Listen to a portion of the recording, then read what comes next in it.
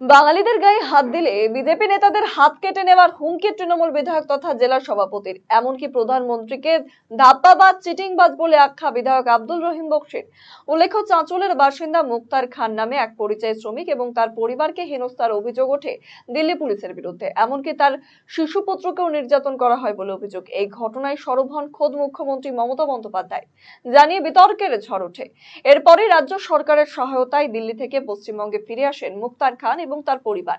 বৃহস্পতিবার চাঁচলের পিরোজাবাদে নিজ বাড়িতে আসেন তারা। এদিন রাতে তাদের সংবর্ধনা জানাতে বাড়িতে আসেন বিধায়ক আব্দুর রহিম বক্সি, জেলা পরিষদ সহ সভাধিপতি রফিকুল হোসেন, শেখ আফসার আলী সহ অন্যান্যরা। এদিন কেন্দ্রের বিজেপি নেতৃত্ব এবং প্রধানমন্ত্রীকে বেলাগাম আক্রমণ করেন আব্দুল রহিম বক্সি। এমনকি বিজেপি শাসিত রাজ্যগুলিতে কর্মরত এ রাজ্যের যুবকদের অত্যাচার করা হলে দেখে নেওয়ার হুঁশিয়ারি দিয়েছেন তিনি।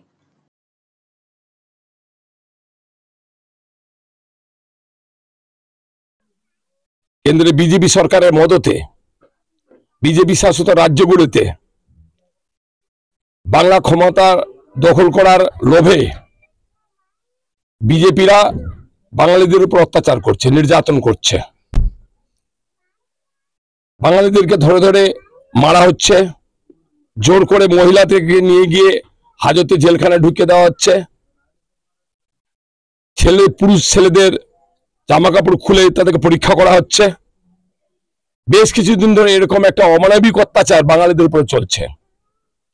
ধাপ্পাবাজ, চিটিংবাজ, সমস্ত ধরনের গুণ সমৃদ্ধ একটা প্রধানমন্ত্রী যদি কোনো ধরনের চেষ্টা করে বাঙালিদের গায়ে একটা হাত দেবার, পুরো হাতটাকে কেটে নামিয়ে দিব। আমরা এটা প্রতিজ্ঞাবদ্ধ হয়েছে মালদার সমস্ত সাধারণ মানুষ, বাঙালি মানুষেরা। এবং আমরা চ্যালেঞ্জ করছি বিজেপির সমস্ত রাজ্যের মুখ্যমন্ত্রীদেরকে যে আপনাদের ক্ষমতা থাকলে আগামী দিনে আপনারা বাঙালিদের উপরে কোনো রকমের টর্চার করুন। অন্যদিকে দিল্লি পুলিশের বিরুদ্ধে ক্ষোভ উগরে দেন হেনস্থার শিকার সাজেনুর খাতুন। যে ভিডিও সামনে এসেছে তাও কেটে দেওয়া হয়েছে বলে অভিযোগ তার। নিরাপদে বাড়ি আসবার জন্য রাজ্য সরকার এবং সাংসদ মৌসুম বেনজির-নুরকে কৃতজ্ঞতা জ্ঞাপন করেছে সাজেনুর।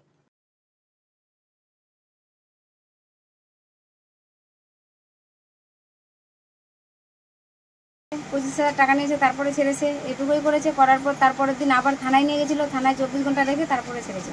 ওটাগুলো সাইন করিয়েছে। কি বলছিল? বলেনি ওরা কিছু, খালি সাইন করিয়েছে বাস।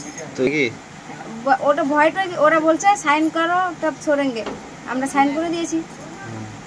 হ্যাঁ, বাড়ি আসার সময় যখন বাড়ি আসি আমরা ছাড়ার পর বলছে आपको तो छोड़ा है मगर इस बार अगर जाके कुछ बोला ममता दीदी को तो आपको जेल में भर देंगे, এটা বলেছে।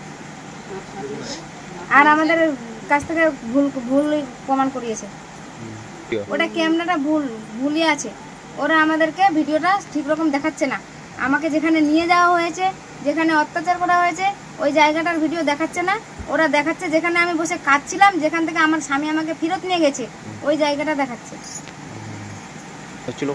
না, খাওয়া দাওয়া হচ্ছে। আমার স্বামীকে তো খেতে দেয়নি, আর আমি আমার বাচ্চাকে মুখে রুটিটা দিতে যাচ্ছিলাম, আমাকে ওখান থেকে উঠে নিয়ে গেছে। রুটিটাও খেতে দেয়নি, পুলিশের লোকই। আপনাদের ফোনগুলো কি জমা আছে? ওখানেই আছে থানাতে, ওরা কেড়ে নিয়েছিল, এখনো দেয়নি।